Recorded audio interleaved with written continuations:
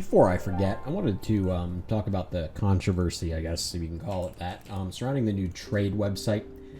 Everyone is very upset that the Discord got shut down. I mean, there's been plenty of threads on this, people complaining about it, which I don't even really need to go to this one. The point is, I want to kind of go over how you effectively make an argument against someone.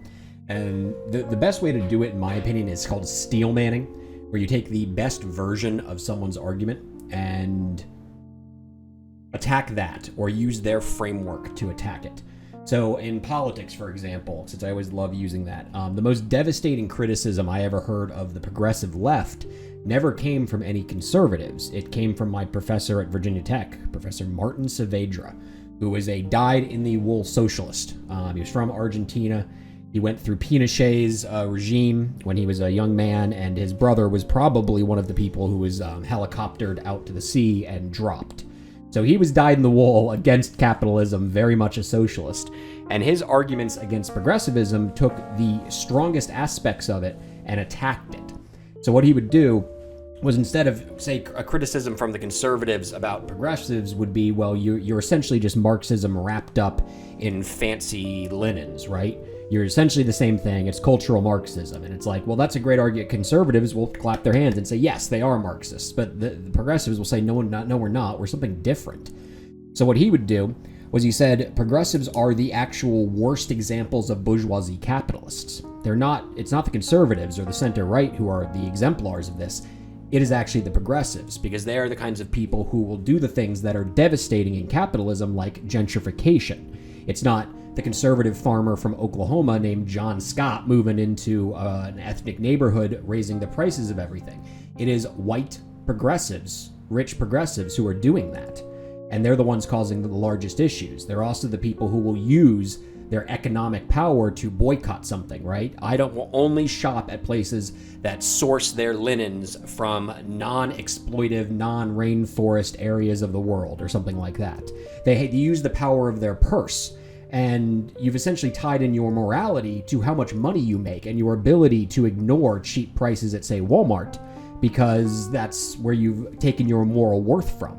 You're the worst example of capitalists. That's a much more devastating argument, right? Because you're using the person's framework and you're taking what they do normally that they think is a good thing. I only spend my money at places that I would approve of, right? See how it's just a much better way to argue against someone. Use their framework or steelman their arguments.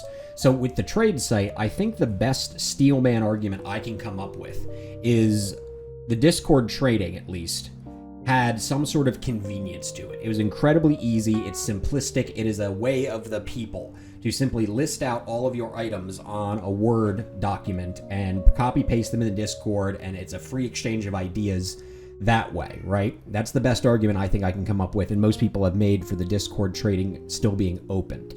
The argument back, and this is why steelmanning is important, I think one of the devs, actually setting with Z, said, hey, look, we are trying to centralize all of the players into one area so that we're not having essentially two economies going on.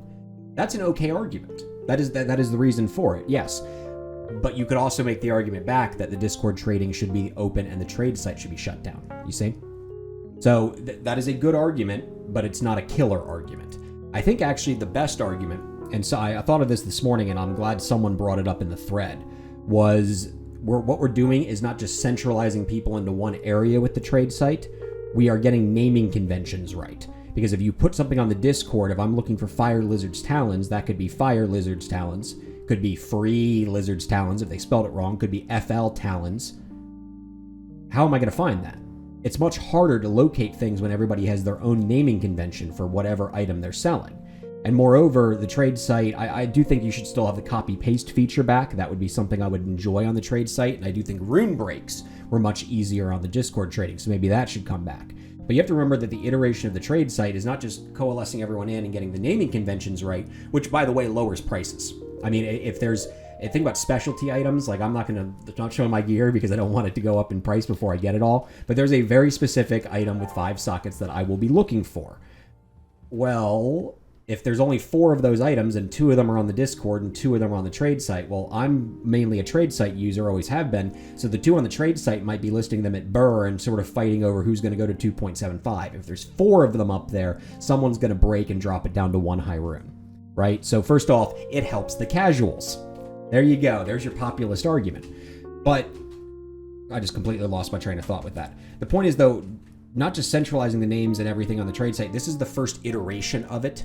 You should be giving feedback on it. It should not be a criticism of, well, I liked the Discord trading better and therefore the trade site's awful. Get rid of it. Bring it back. This is sort of what I was talking about with my elitist argument, where I was like, this is why you can't listen to the mob. Because someone might want that back, but that is not the best thing for the game. Best thing for the game would be to centralize everybody onto one platform with standardized naming conventions. I think that's the knockdown argument for any steelman you could bring up with the Discord trading. And we need to provide feedback on what we want on the trade site to improve it for future seasons. So simply saying, well, trading is now difficult and impossible and I'm quitting.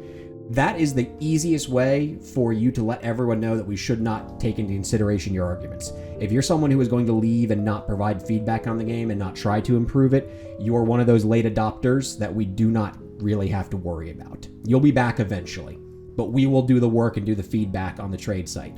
So if you guys have a better steelman argument, what is your best argument for the Discord trading to be reopened? Let me know below, and I'll try to beat that best type of argument with your framework. My cat's just knocked something over, so that's the end of the argument. See you guys later.